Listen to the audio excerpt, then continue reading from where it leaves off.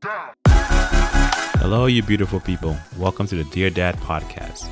This is the place where we address dad dynamics and discuss personal experiences, stories, and poem submissions to help provide a platform for healing while simultaneously uplifting one another. Let's change the dad narrative all around. Let's go. Let's grow. Hello, you beautiful people. Welcome to the Dear Dad podcast. My name is Jimson Darius, aka BJ. You know, I normally don't get excited as much as I usually do. I mean, I do, but not as much, because this guy that I have on right now, he has an energy flow that is contagious. All right, he is contagious. I watch his videos on Instagram just to be inspired, just to get energized, because whenever he's talking, he demands your attention. He is so good at what he does. And I'm so honored that he took this time to actually come talk about dadhood. Talked on Instagram Live, and we connected, and I sent out the offer. He took it, and I'm so honored and blessed for him to be here. And I met him off a Dad's Hustle, which is Instagram page. And guys, you gotta check him out, man. I gotta check him out. You know, this is one of the few people that I boast about because there's a reason for it. He's such a positive person. Even the movements that he's doing right now is positive. And everything that I can do to support him, I will. Because he's a brother of mine, and I support him 100%. But let me digress. And I'm gonna introduce you guys to JaKatted. What's going on, bro? What is going on, brother? What is going on, man? That touched my soul, bro. I appreciate the words, man. Of course, man. Of course. You deserve it. You need it, man. I appreciate what you're doing. So who is JaKatted? Well, man, me being JaKatted, who I am is a passionate father. Even more than that, I am on a journey of what I call husband's redemption. I'm a passionate husband. If you look up the word passion, that's me. That's who I am in a nutshell. I just let my passion show, man. And I'm just hungry, and that's me, man. That's who I am. You want to know who I am, and if I can describe myself in one word, it's passion. That's all you're gonna get. Is passion. Whatever it is, I'm just going to give you passion in it. Absolutely. And I see that again in every post that you have. I see that you bring that passion, you bring that energy in every post. And I'm pretty sure everybody that's on it, that's supporting you and that's following you can feel that energy. I know I'm not the only one that feel it whenever you're on there. So that's definitely something you definitely bring. So let me transition to your dad. Tell me more about your dad. My dad is freaking amazing. That is my Superman. My dad is, some will call him a stepfather. That's not what I know of him. He is my dad. He's been around since I can remember. I think he came in my life when I was 4. I don't know. I don't remember that. But all I know is I never lacked. I never lacked a father. And his love that he had for me and my brother and my sisters, his love that he has for us, I never really thought about who is my biological dad, because him stepping in and everything, I never had a void. So that's my daddy, man. That's my daddy, man. I love him to death, and he has done so much. He has shown me how to be a man. But he has shown me how to be a man, not through my words, but by my actions. Wow. And that is the main thing. He has shown me he has always kept it 100. My dad will just keep it 100 with you. He doesn't sugarcoat it. He's Superman to me, because the man will get knocked down, and he has shown me and my siblings and even my mom and my wife and even my kids, he has shown us all, you can get knocked down, but if you got a breath in your body and blood is still flowing, get yourself up and keep going. That's beautiful, man. That's beautiful. That's good to have a stepdad. I wouldn't say a stepdad, dad or influencer in your life to have that much of an influence on you, so you can say. That's amazing. You know, he stepped in and just did whatever he had to do. Like he didn't. From what I'm guessing, he didn't mistreat you or think about you of like, oh, this is a stepchild. I'm pretty sure he took you as far as this is my child and I'm gonna raise him as I pretty much birthed him myself. And that's exactly what it is. Like a lot of people don't even know that. I don't even see them that way, but people say a lot of people don't know that. Oh, that's not your biological dad. First, because I would never go around saying, even doing it right now, it's like stepdad. No, that title doesn't even fit him. And that's what I realized as going out to any stepdads out there. Like if your stepchild is calling you stepdad, I think you need to step up your game. That's and that's just going off of, I did not feel that with him.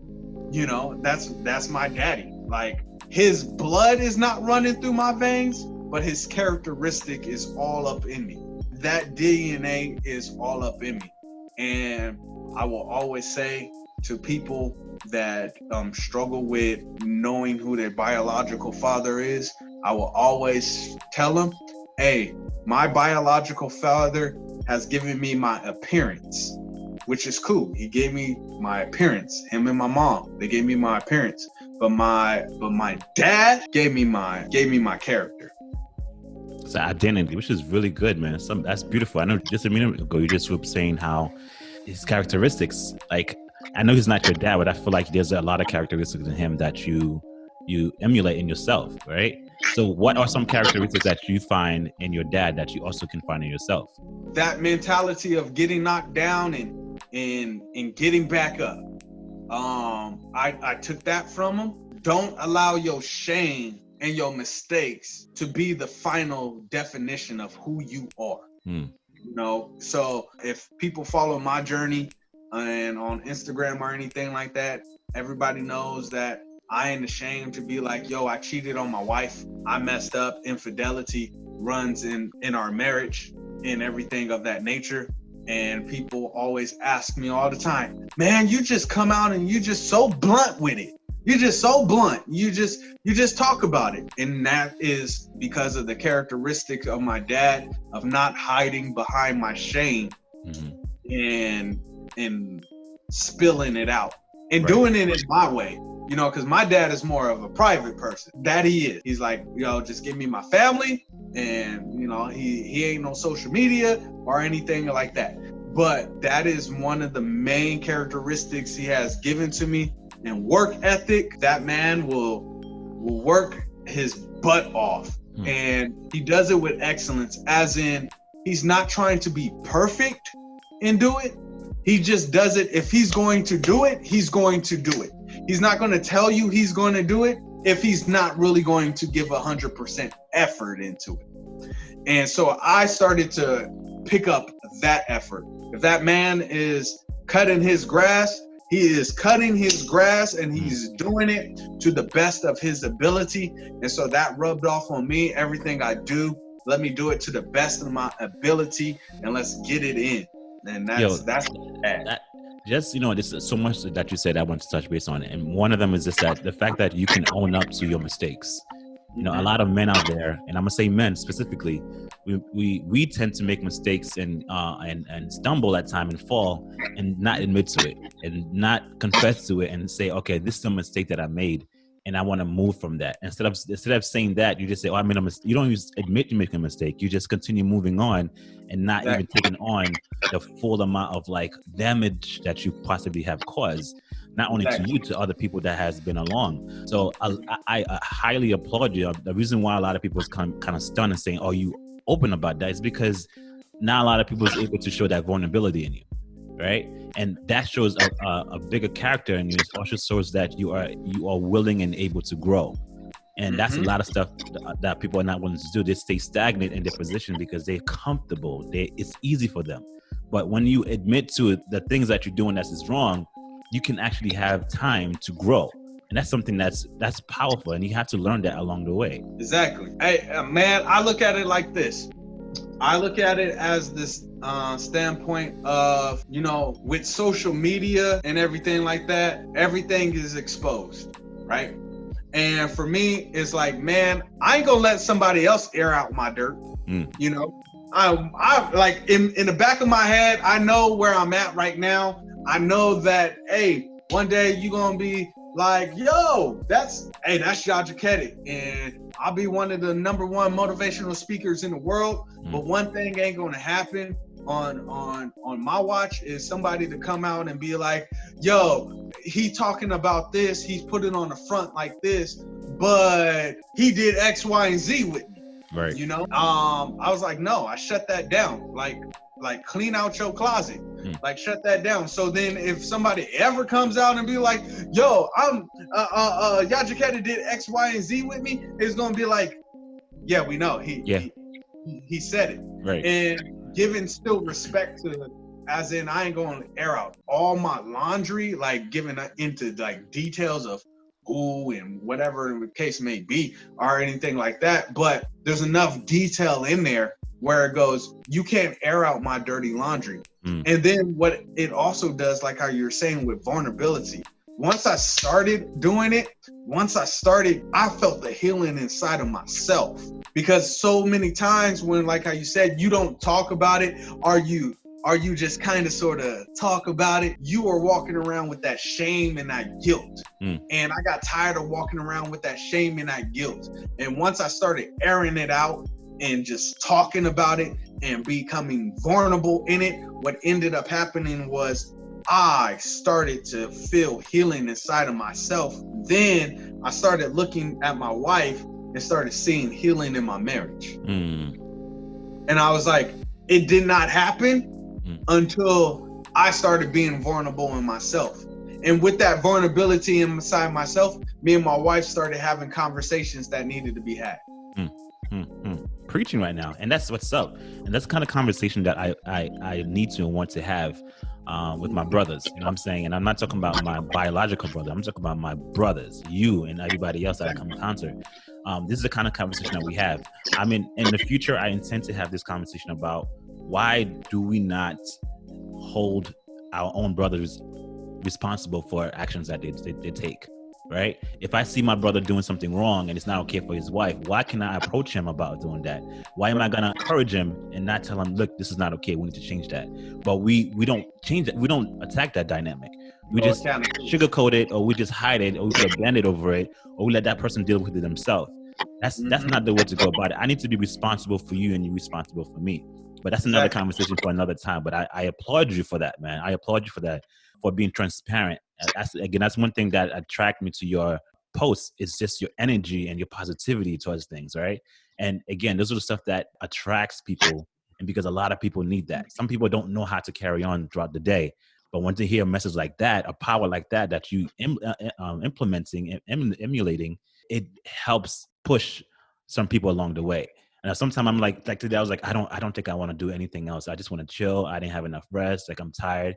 And then you hit me up, let's do it. I was just like, I don't have time for rest. Like, this is something I need to do. We got to keep moving. My brother's doing it right now on his post. He going live. I have no time for rest. You know what I'm saying? And God forbid that to my wife that I wasn't doing it. You know what I'm saying? She would be like, yo, you off today. You got time. You didn't take care of the business. Nah, you're able to work from 9 to 5 and just pay for somebody else. But you can't, sacrifice your time for your own job. No. So that's why I was like, no, my son is asleep. Let me take care of this right now, because I might not have time later on. But secondly, it's like, why wait later on to take care of something that can be taken care of right now? And that's how you stay on the hunt, bro. That's how you stay on the hunt, man. And at the end of the day, what I realize is when I'm being vulnerable and everything like that, like all the content that you see on my Instagram and everything, what really drives it is if I died today, if I just died today, and my daughter is 3 and my son is 2, and if I die today, I want to pump out as much content as I can, and they have a reference guide, right?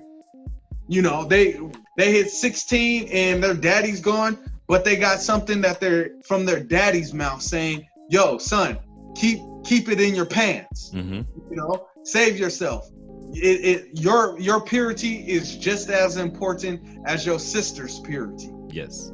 Don't go down the same road that I went down. And also on the flip side, going, yo, y'all better act like some lions. Y'all better go on a hunt.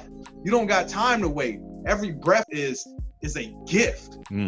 Are you using it or aren't you using it? And like, man, like you said, man, what you're doing is impactful. You are already bringing men together. You know how hard it is. I know for myself how hard it is for men to get, going off of the topic that you said, but how hard it is for men to get together and just do stuff like this.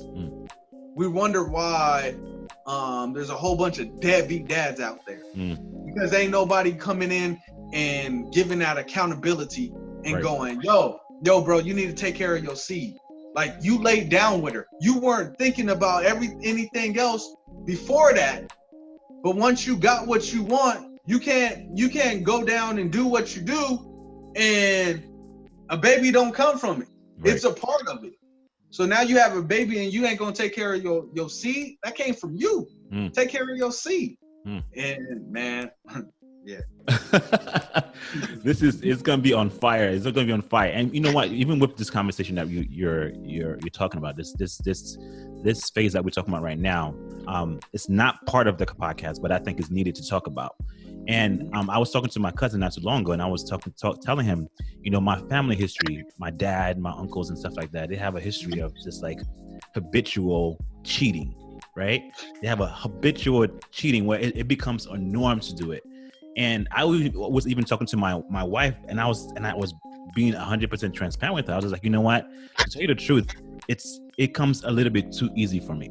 You know what I'm saying? It comes too easy for me. I don't have to try it. I don't have to look. No matter where I'm at, there's always somebody that comes that this way. You know what I'm saying? I don't look for it. And I had to be 100% with it. I was like, this is what's going on right now. I'm not going to move towards it, and I'm not going to exercise it, but it's just very easy. It's very easy for me to just fall into that trap. If I close my eyes today and say I'm going to do whatever I want to do, it won't take that long. And I had to tell her that, and she's like, you know what, I'm appreciative towards that. Thank you for telling me that. And I applaud you for continuing that journey. You don't have to be like your dad. You didn't have to be like your uncles, but you chose to be different. And that's something I put a stamp on for a long time. If I ever get the chance to be a dad, if I ever get a chance to be a husband, I'm choosing not to mimic what my father and grandfather and great grandfathers and uncles have done, because I'm choosing to be different. Because if it does not start with me, my son is going to start that. It's going to continue that. So I need to start a new chain so he can follow that chain. So I've been intentional about these things that I'm doing. I'm intentional about the stuff that I'm saying, because my son is looking at me and he's going to mimic what I do. And I need to put him on the right track so he can know this is the path to go. If I didn't, he's going to literally continue the same path that my previous ancestors, my grandfather and great-grandfathers has done. Bro, it's breaking chains, man. Right. It's breaking chains. Like, even down my family, I know of fathers that's taking care of their kids in my family. But I also know of people that aren't taking care of their seeds and everything of that nature. And down to like when my daughter was born, and I told my wife this, when my daughter was born, it must be in a generational curse, because when my daughter was born, the first thought that came to my head was, I gotta get out. And that's the first thought that came to my head. I gotta get out of this. I gotta get out of this. And I told my wife that, and she was like, wow, that's crazy. And at that time, me and my wife, we weren't fighting. Nothing bad was going on. Our relationship was still in its healing process. Every day it's in the healing process. But that was the first thing that came in my head. But I had examples in front of me that broke that curse. Even though it was my stepdad, right? Because technically my real dad is not in my life. So therefore, that it could have started with him. I don't know if his father did the same thing. I don't know. I don't really care. But it started with him. And then the example that I had in my life, if I take out my dad If I take out my stepdad, the example that I had in my life was my brother. My brother did not run from his responsibility with my nephew. Right. He takes care of my nephew. Now, what if my brother would have did a reverse? What if my brother would have been on exit and he's not taking care of my nephew? Then when that thought would have came to my head, I would have followed in my brother's footsteps, and then technically me and my brother would have followed in my dad's footsteps. But it stopped because with my brother, his example was my stepdad. Where we both, I know for myself, I look at it and what ran through my mind is, yo, listen, you gonna run from the seed that you created while there is a man that took care of two boys that he didn't create. You a sucker. And then, like I said, accountability. Already knew in the back of my head, even if I told my wife, I ain't taking care of this kid and of that nature. Once my dad would have got run to that, bro, you ain't taking care of your seed. Once my mom would have got wind of that, you ain't gonna take care of your seed. Like, come on, step up. And you are breaking the curses in your family. Same thing what I want to do with my son. That's why I'm picking up the seeds that I planted. Faithful men don't run in my family. Faithfulness, committedness, being committed don't run in my family. You know, it runs with certain people, but then others, it don't. And so for me, it did not run with me. But I decided, yo, okay, you messed up, you weren't faithful, but you and your wife are still married. So you can still continue to be unfaithful, or you can pick up that seed. And once my son was born, I started making the changes. Like, yo, no, I can't do this, because I don't want my son to be going through the same things that I'm going through. I want to break that curse. And what you did is you decided to break that curse. And I commend you on that. And the biggest thing of it is where us men go wrong is we think that we can't tell our wives everything. Go on now. We think I'm on a journey of working on telling my wife everything. Now, a man sees things different than what a woman sees. And sometimes her form of detail of what she thinks is detail is not detail to a man. It's like, how's your day? We give you key points. Boom, boom, boom, boom, boom. She'll give you, well, at 12 o'clock, I tied my shoe and but I've been challenging myself, and I commend you on it, of you told your wife, hey, the cookie comes easy. I can get it. I don't have to be faithful. I don't have to be faithful to you. Right. I don't have to. I choose to. It is a choice that I make every day. Yep. And she respected you from that. Because one of the things that my dad has told me was, son, the worst thing you can do is blindside your wife. Once you blindside her, it doesn't matter what you do. If somebody hits on you, let her know. She may get mad at you. She may think it's your fault. Well, what did you do to make her come on to you like that? You probably didn't even do nothing. You just a sexy chocolate black man that she like. It's like, I just want some chocolate today, or whatever the case may be. You may not done nothing, but you go to your wife and be like, yo, my coworker hit on me. Right? So then when your wife comes to your job or something like that, and that coworker acting up, she already knows in back of her mind, oh, this is who he's talking about. Instead of it being blindsided and be like, yo, why was she on you like that? Right. Well, I don't know, babe. I don't know. Well, she hit on me before. What you mean she hit on you before? Why didn't you tell me? That's it. And so I commend you for letting her know and giving her the raw, transparent, because in that raw and transparent, what I'm learning is that's how you keep a healthy relationship. And when you keep a healthy relationship, it makes it easier for you to be a father. Yes. And the thing too is that it goes both ways.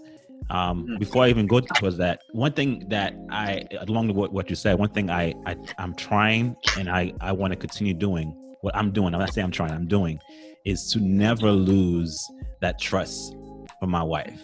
Because from what I was told, once it's gone, it's gone. You know what I'm saying? It's hard to rebuild that trust in you. You know what I'm saying? It's so hard. And that's something I cherish, like a fine gold, like something that's very fragile, right?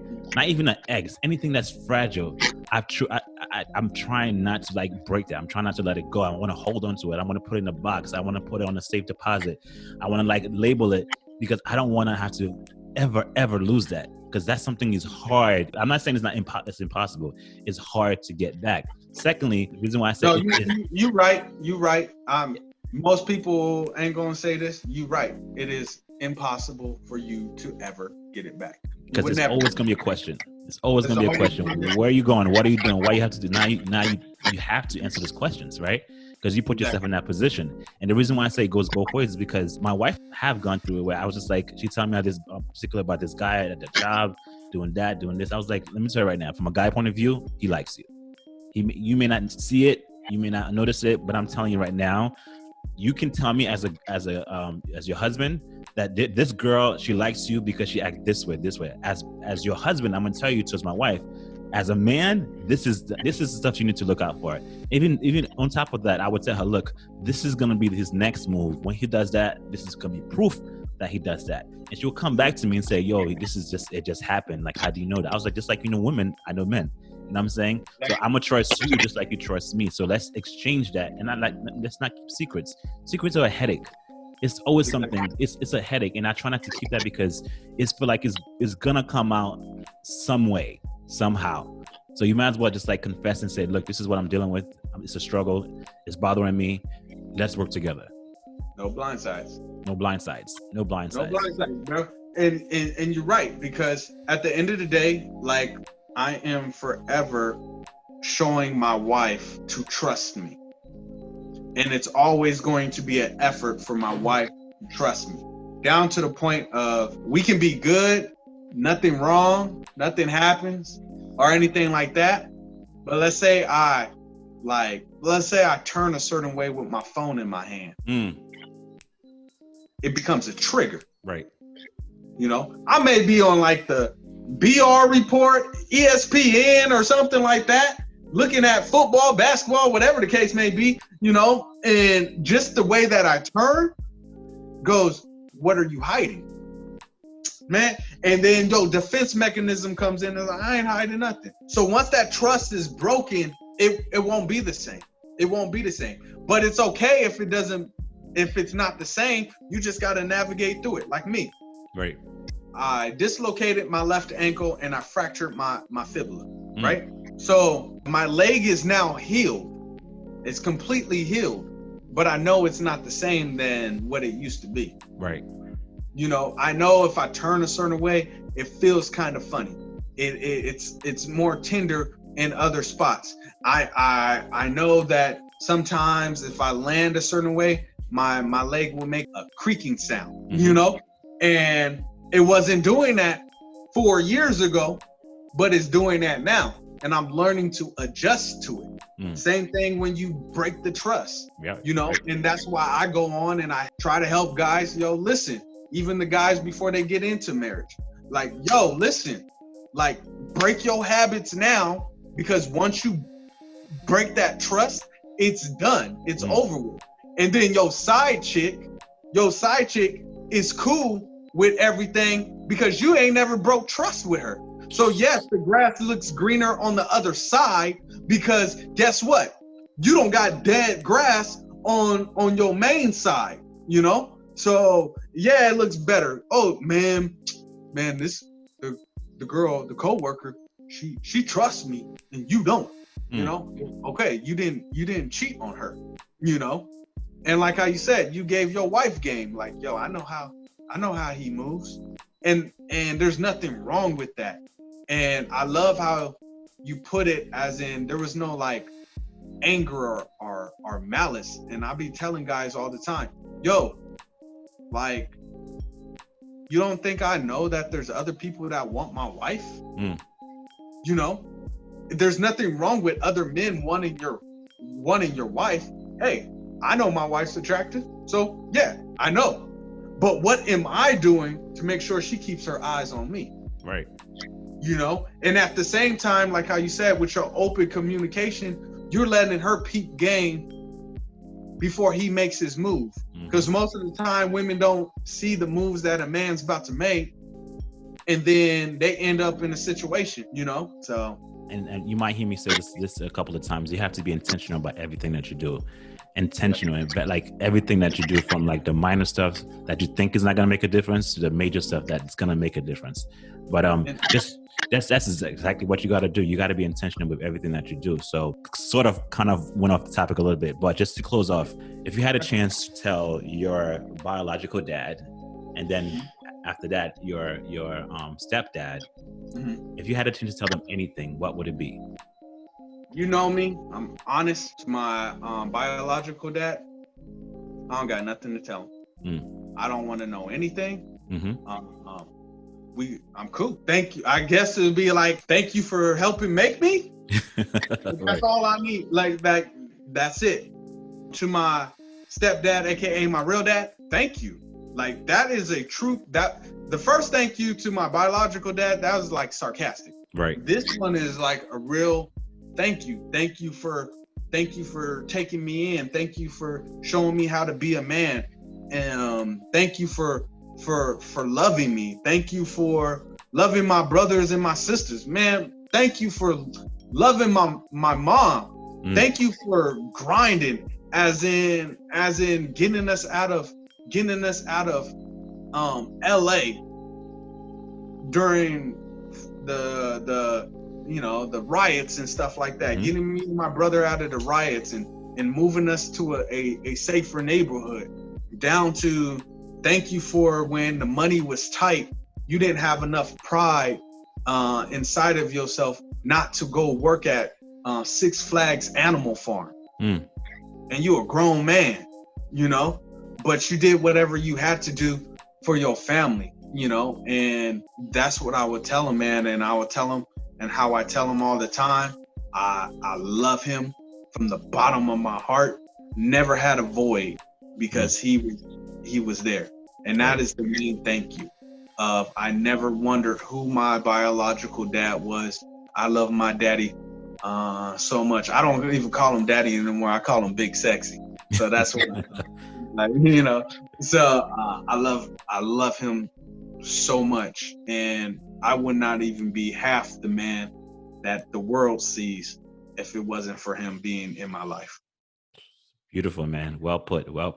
Let's dive into personally now, a little bit more personal. Tell me about dadhood. Dadhood, man. Dadhood is ever changing.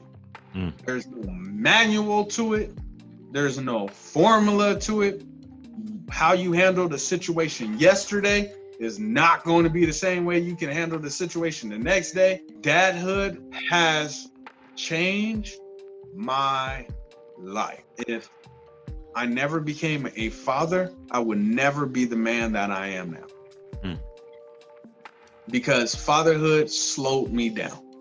And it slowed me down to the point of, it made me really think about the decisions that I really made. Dadhood has shown me how selfish I can be. And then it also has broken a lot of my selfish actions.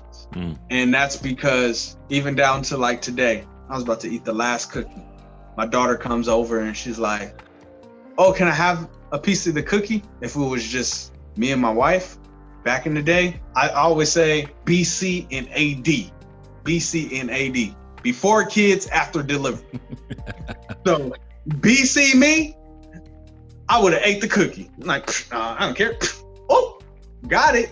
My daughter looked and that wanted to rise up, but I broke it in half and I shared it with her. And then my son came over and he wanted a piece as well. I'm like, dang, if I give each of you guys a piece, I ain't gonna do nothing with something. But then I give it to him. And it has taught me you can't be selfish. Right. To the point that has helped heal me and my wife. because there's no healing with me and my wife if you selfish. Right. So fatherhood, dadhood has helped me with me being selfish.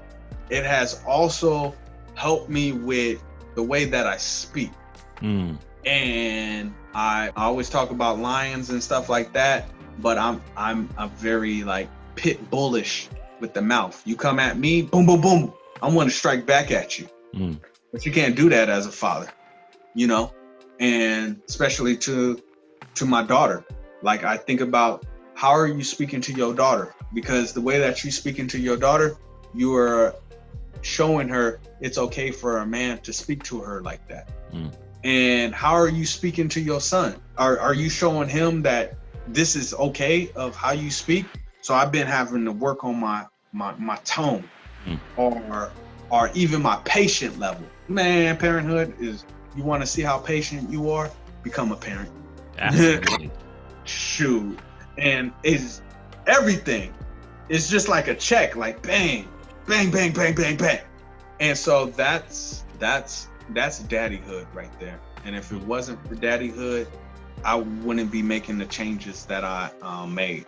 So I look at my kids when they go to sleep every night, and I thank God for them, because I just go, man, you saved my life, the path that I was going on.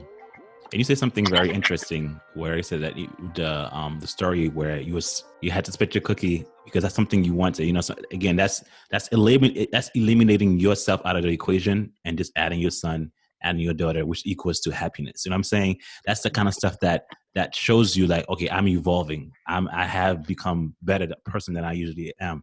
Like you said, all right now, you know, if it was with you and your wife, it would have been it was no second guess. Like, look, you should have got to the cookie jar before I did. You know what I'm saying?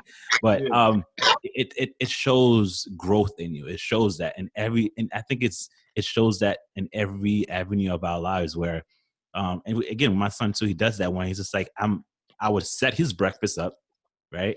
He's cool. He has his cereal or he has his waffles there, and I got my cereal to the side or I have my food to the side. But he will come to me and say, I want yours. His is nice. You got your own food. Why do you want to eat mine? You have your whole food there. But it's not even a second guess. I don't try to say no, right? I said, okay, fine. I'm going to share with you, but you're going to have to eat your food. Whereas if, again, like you said, if it was my wife, I'm not saying I wouldn't share with her, but it's just like, okay, you know better. You know what I'm saying? You can do your own breakfast. You can do all that stuff. But when it comes to my son, just like your kids, it's not even a second guess for you to sacrifice that much of you for them. It's an endless supply of giving. There's never enough. Everything that they want, everything that they need is a part of you that you feel like you want to continue giving, because again, the more you pour into them, the more you're going to see how much they're going to grow.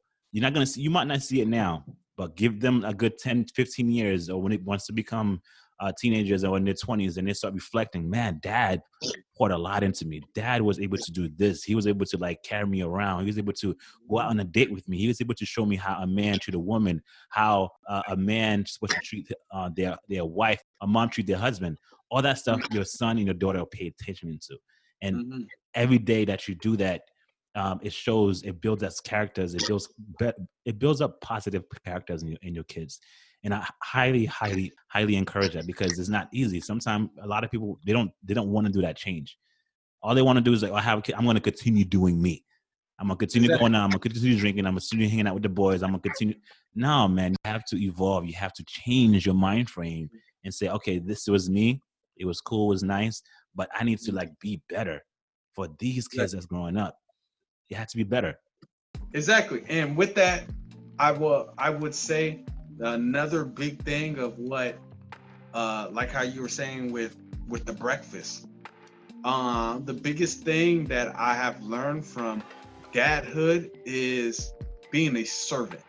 You know, you can go around barking orders all you want and be like, go do this and blah blah blah blah blah. Yeah. You can do that, but being a servant and being a servant in my family doesn't make me weak as a man, you know. And what it has shown is, I was looking at my relationship with my kids and I go, hey, make sure your relationship with your woman, you doing the same thing. You know, and I started just being a servant.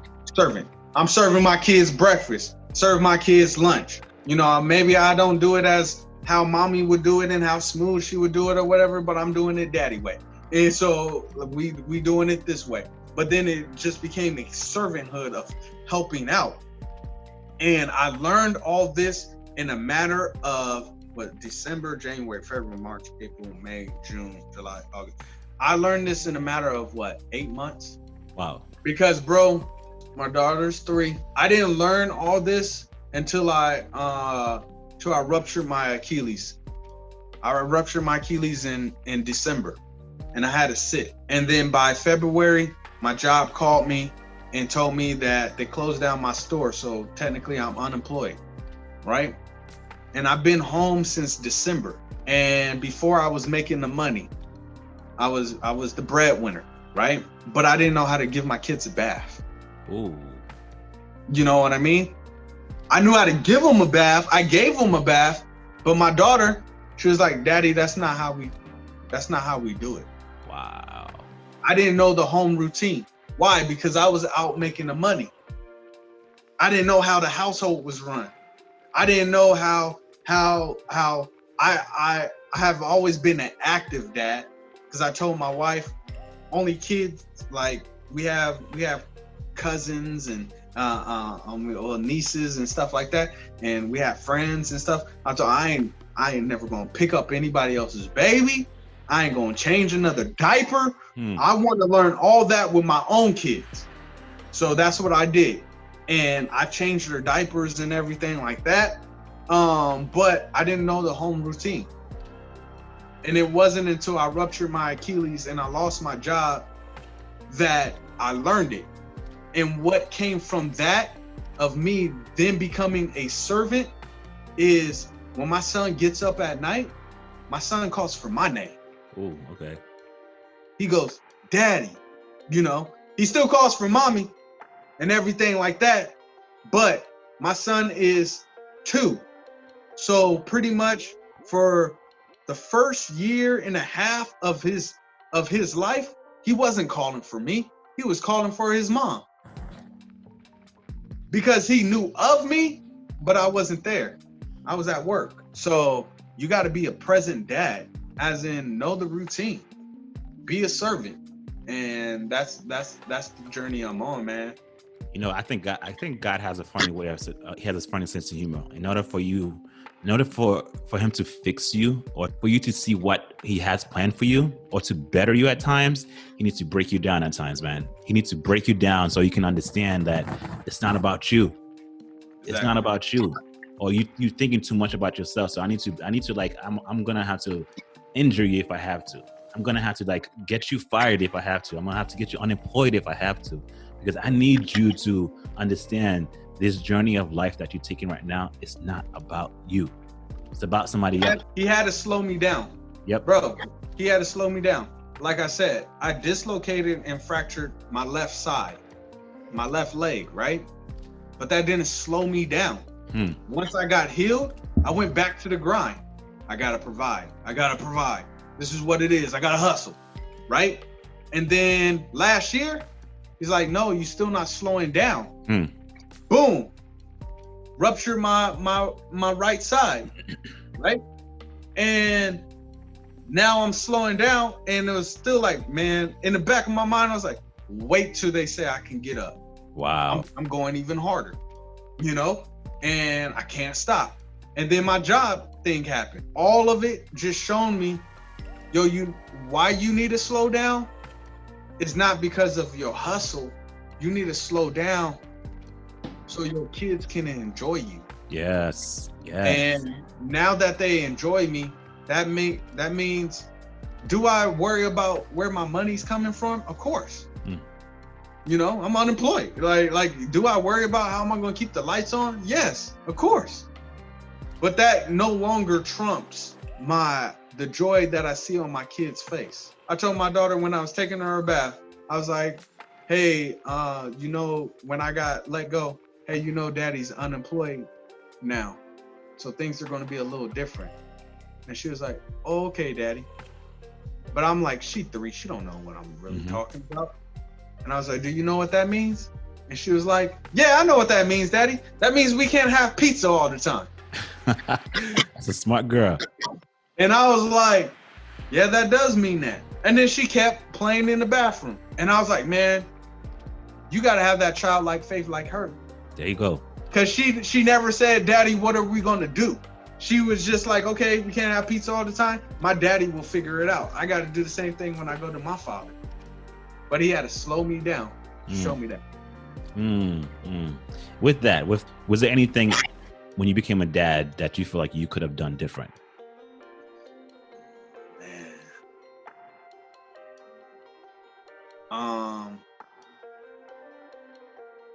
The biggest thing that I could have done different as a dad is love my wife better. And I say it that way because she held down the household when I was out making the money. And I realized within that she was tired. She was the one taking care of the kids and everything. But I was so focused in on trying to make the money that I never stopped and was like, hey, what can I help you out with? And by me not doing that, when she's exhausted, guess who else gets exhausted? The kids.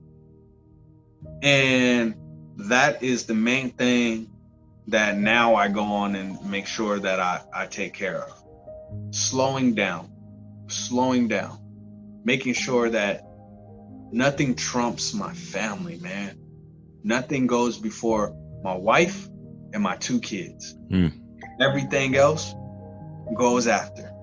Man, I was like, even down when you're like, yo, bro, you want to jump on and do this? I was like, yeah, let's do it.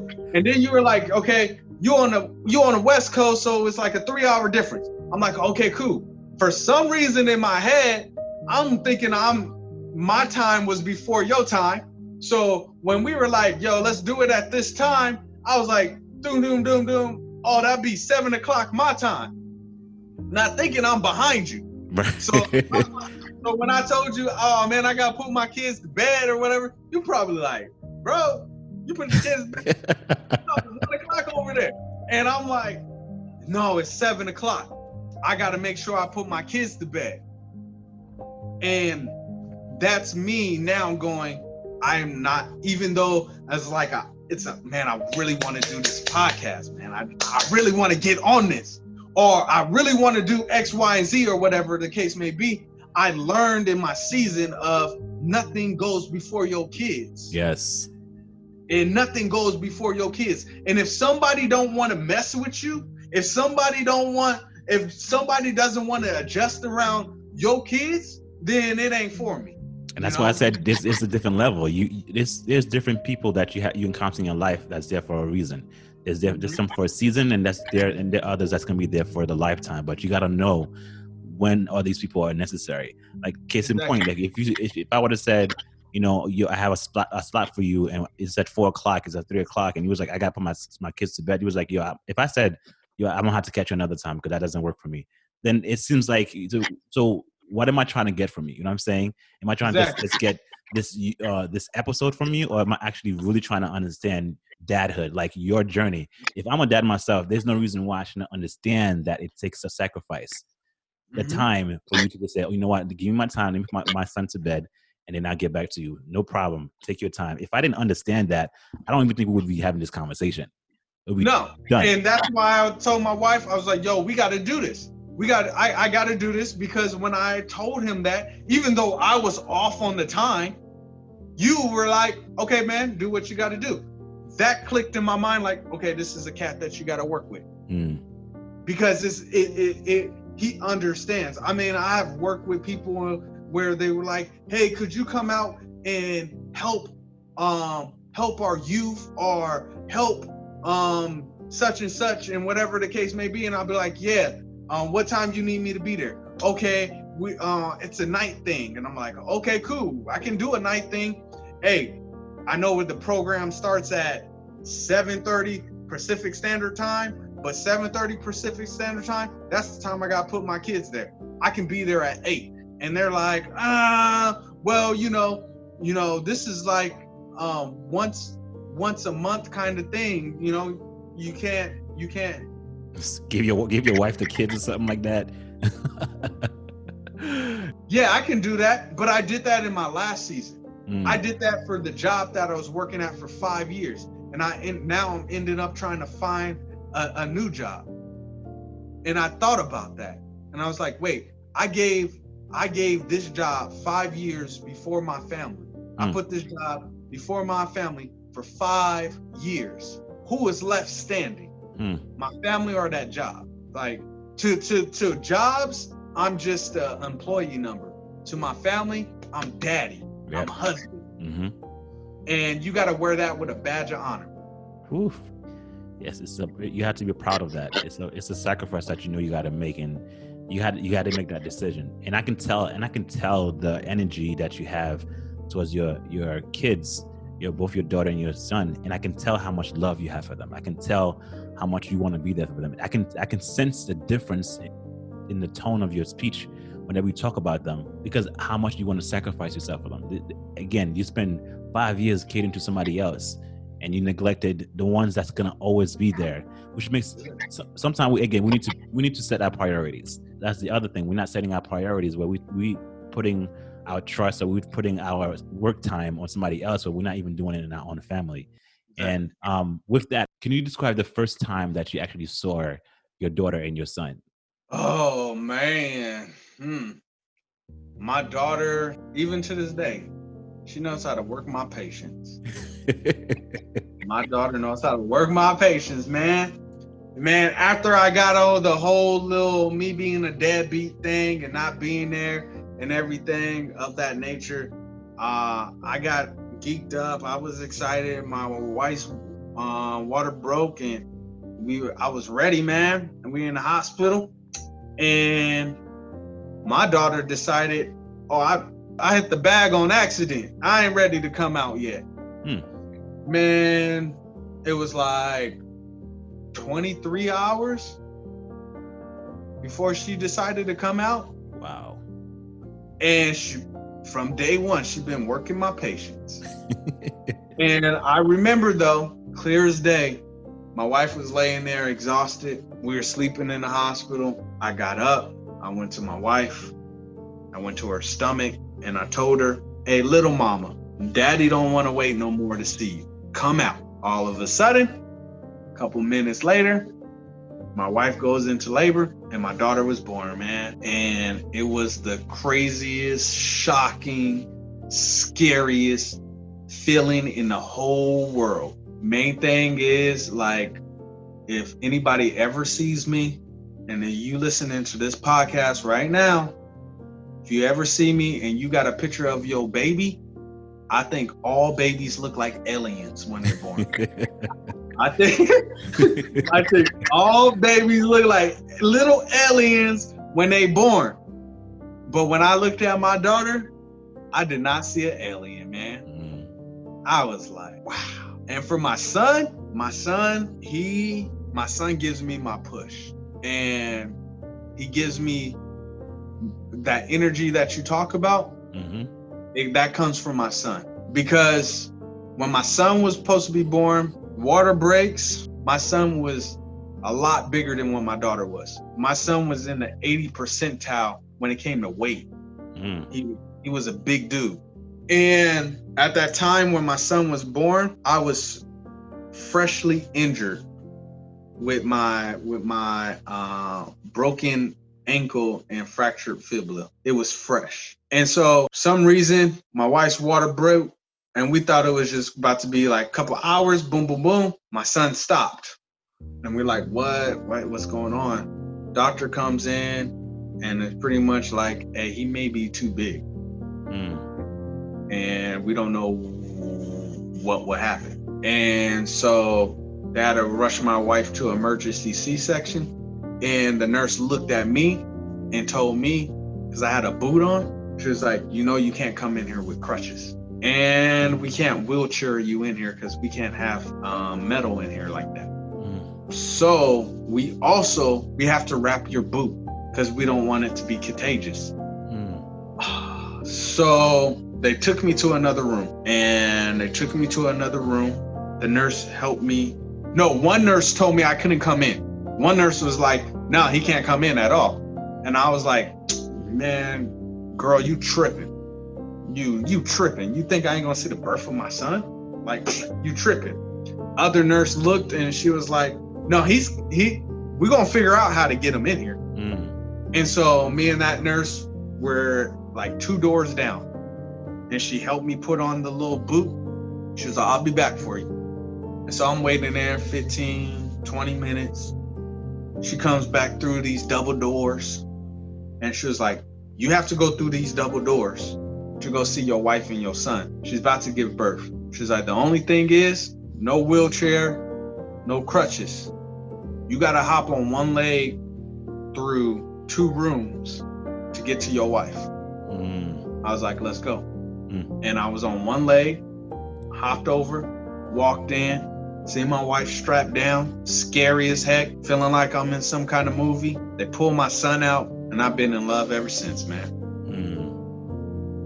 And he still pulls from me, and that's my little homie right there, man. I always tell people, my daughter gives me my heart. My daughter has melted my heart, as in she broke down all the little hard layers, and she still is breaking down all the hard layers inside of me. And my son gives me passion to do what I do. That's beautiful, man. That's amazing. That's a journey in itself. Man. That's a journey in itself. I feel like I was watching a movie as you described that. Yeah, man. Honestly. I was gonna ask you great moments in your life, but I don't even think I need to even ask you that question, because that's, for me, those were the great moments. Those are amazing. Those are amazing. All right, cool, man. I appreciate you, man. I appreciate you for everything that you're telling me right now. But before we wrap up, I had some more questions for you. One is, how do you want your kids to remember you by? I want my kids to remember me the same way I remember my dad. And that is, I never had a void. I want them to feel the same way. I never have a void. I know my daddy loved me. I know my daddy cared about me. I know that he supported me. I know that he will be there as much as he can. I want my kids to remember me as not as Superman or anything like that, but more so of my daddy is competing with my mommy to be my number 1 cheerleader in my life. Nice. And that's how I want to be remembered. Beautiful, man. Beautiful. So the last question is for the dads to be, for the dads that are currently going through it right now, that have questions, they have doubts, or not know what direction to take, or even the father figures out there, those that are doing good, the stepdads, the dads, all of them are out there. What kind of message would you like to leave for them? The message I would leave to other dads, mentors, stepdads, and those dads to be, to the dads to be, I would say there is no manual to fatherhood. There is no manual to dadhood. You can get the room together all you want. You can have the finances that you want, or you can try to get everything in order, but there is no manual to this. It is a day at a time. And with it being a day at a time, take it a day at a time. To the present fathers out there, I would challenge you to reevaluate your relationship with your kids and see if you really put them before everything else. I will also say, enjoy every moment, enjoy every season. Enjoy it when they're a kid, enjoy it when they're a teenager, enjoy it when they're an adult, because you don't know what tomorrow holds. And I will leave a message to everybody that is stepping in the role as a father, is make sure you leave your legacy. And I'm not talking about anything materialistic. I'm not talking about a car. I'm not talking about a house. I'm not talking about anything like that. Make sure you leave a legacy, which is your DNA inside of your kids, because that is what's going to last a lot longer than anything materialistic. So make sure your character is inside of your seed, or the seed that you're taking care of, because that's Ooh, what's going to last. Because man, again, everything else yeah, dies. that's what's up. That's the reason why I was reaching out for you. I mean, I try. I'm trying to listen to God a little bit more often and make the decision that He wants me to make. And whenever I am pushed at a certain angle or a certain way, I always say there's a reason for it. And reaching out to you, following you, listening to your messages, there's a reason for the reason why God put you in my path, and I understand it now. There's you definitely gave a powerful message today. You are, for this season, you are one of the most powerful person I've actually spoken to so far, and Wow. I encourage that, and I love that your message, and I keep saying it before, your message, your deliverance is just profound, it's powerful, it's impactful, and your energy is so great, and I am definitely gravitating toward that. And I love your energy. I love the way you captivate everybody whenever you're talking. Everything that you do, man, you do it well. You're doing Thank you. fatherhood well, man. And I applaud your growth, and I applaud that you are able to see that where you weak, God can make you strong. But you also got to take that time and to say, you know what, I need to just like take a step back for me to actually acknowledge that. There's a lot of stuff, a lot of time we make mistakes, men, and we don't admit to it. And you definitely just man up to what you have done and say, look, I made a mistake. I'm making a mistake. I need to fix myself. I need to I need to make my wife happy. I need to have time with my family. And the fact that you're able to just do that, it shows spiritual growth and physical growth. And I see it in you, man. I see so much positivity in you. And I want you to continue. I want to ask you to continue doing that. Continue doing what you're doing. You're doing a really, really good job. Thank you, brother. Those words, man, it means a lot, man. It really does, man. I don't take it for granted. I appreciate you. I love what you're doing. Like I said, you keep going, man. Keep doing it. Don't stop. With your podcast, bro, what you are doing is you're uniting men. Mm, No matter no matter how many views you get, or who tunes in, or who's the guest or whatever, you're doing something that most men, we don't do. We right. stop doing. We stop. You're giving that barbershop talk, Mm, but that barbershop talk is not predicated on what woman we're going to smash, mm, or who's going to win the NBA championship, and like some surface level stuff. right. You coming out like, yo, you a dad? Okay, let's get into it. Yo, you a husband? Yo, let's get into it. And like how you said, you are showing accountability, you know, where just this video alone, my kids can go back to and go on your stuff Mm-hmm. and be like, this is the conversation my dad had. This is the conversation of what they were talking about. And this is what real men need to talk about. Right. And you're helping bring in that healing. So I applaud you. I say keep going, man, and be willing to make mistakes, failures in it. And that's like all the stuff that you see me do, man, bro. It's just a matter of let me try that. Okay, that didn't work. Let me twist it up. Okay, that's better. And just going after it. You are a mighty lion, man. Like, you doing this. Like, y'all don't see this. Y'all don't see this right now. But my boy got his son, got his kid with him. Like he doing his podcast and he got his kid with him. Like, come on now. Like, y'all don't see that. But this man is flowing like that. And so you gotta keep going, bro. I love it. Yeah, like you say, it's a hustle, man. There is no excuse. Dadhood don't stop. Don't. Dadhood doesn't stop. Regardless if I'm doing this podcast or not, I know he comes first. And I knew he was gonna come walking. I knew he was gonna come walking, but I was just like, it doesn't stop. It's not gonna stop me. This is what life is. I'm not gonna change it. And I appreciate that. Again, thank you for those kind words. And I'm continue fighting, continue doing more, and continue advancing and changing and evolving. And I encourage you to do that too. So And again, I applaud you. Continue moving forward, man. Continue evolving, and I love you for it. So in closing, guys, I want to just say thank you again, man. Again, thank you everybody for joining in. Thank you for your message that you dropped, man. Like, you dropped dimes today, like dimes. Today we had a conversation. We had a conversation today. Like, we had a brotherhood conversation, and I encourage it, and I love that. And that's the stuff that I want to continue moving forward and encouraging, because men, we need to talk. We need to talk, and we need to talk about real topic that's going to make a difference in our life. Our mental health, we need to talk about that. We need to talk about bettering our life for our wife, bettering our lives for our kids, bettering our lives because we need to be healthier. You know, we need to think positive, not for today, but for the future. There's a lot of fathers that's doing really good jobs out there, and I want to recognize you guys. You're doing a good job. I encourage you to continue doing a good job. And guys, like I said before, I'm not going to keep you guys any longer, but this conversation was needed.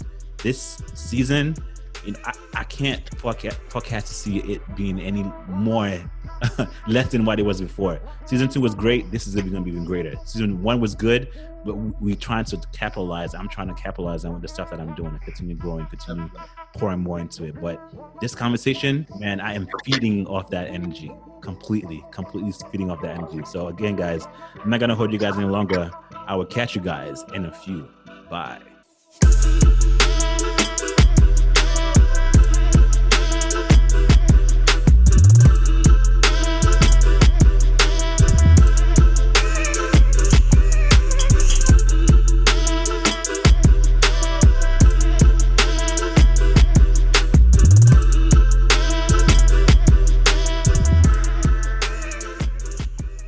For more Dear Dad podcasts, visit Apple Podcasts, Stitcher, or wherever you listen to your favorite shows. Make sure you check Dear Dad Podcast on your favorite Instagram social media platform at Dear Dad Podcast. Catch you later.